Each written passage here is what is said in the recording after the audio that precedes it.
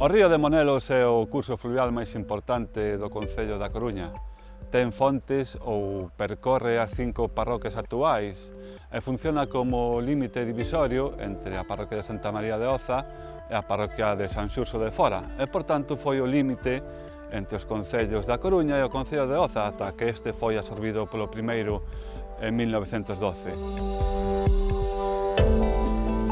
Circula prácticamente soterrado en todo o seu percurso, salvo en algúns puntos como este en que nos encontramos, xunto ao lugar do Martinete, un topónimo este do Martinete que xa temos documentado a final da Idade Media e que debe ao seu nacemento a existencia neste lugar dun martinete ou dun batán que necesitaba precisamente a auga do río para funcionar. A denominación de Río de Monelos é unha simplificación relativamente recente, pois até hai unhas décadas era un dos moitos cursos fluviais que hai en Galicia que vai cambiando de denominación no seu curso.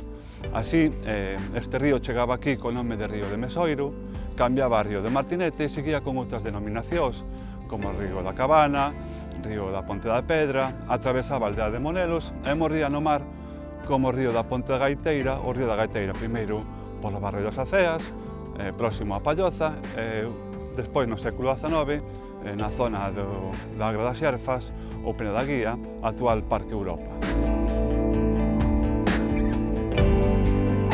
Monelos é hoxe un dos barrios máis populosos da cidade da Coruña, que medrou nunha antiga aldea que xa temos documentada na época medieval.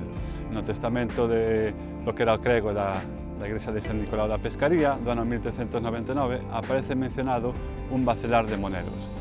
Esta aldea estaba dividida en diferentes partes, xa na Idade Media, onde documentamos un Monelos de cima e un Monelos de baixo.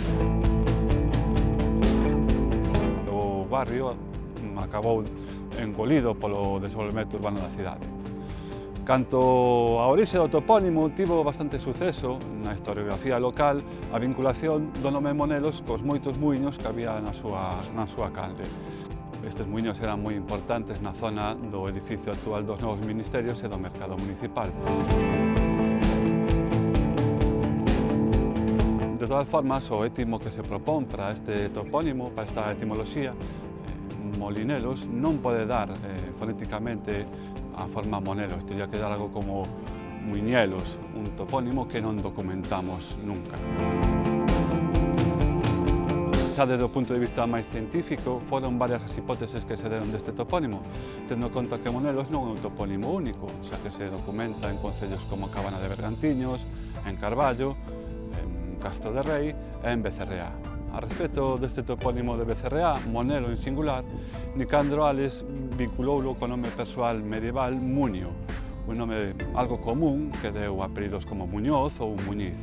Segundo Nicandro Ares, este topónimo Monelo derivaría de unha variante deste nome Munio, Muno, sen o i, e co diminutivo Elo. Porén, nós non documentamos este nome persoal Monelos e tamén compre dicir que a maior parte dos topónimos derivados de nome de persoa derivan do xenitivo e non do acusativo como propón Nicandro Ares.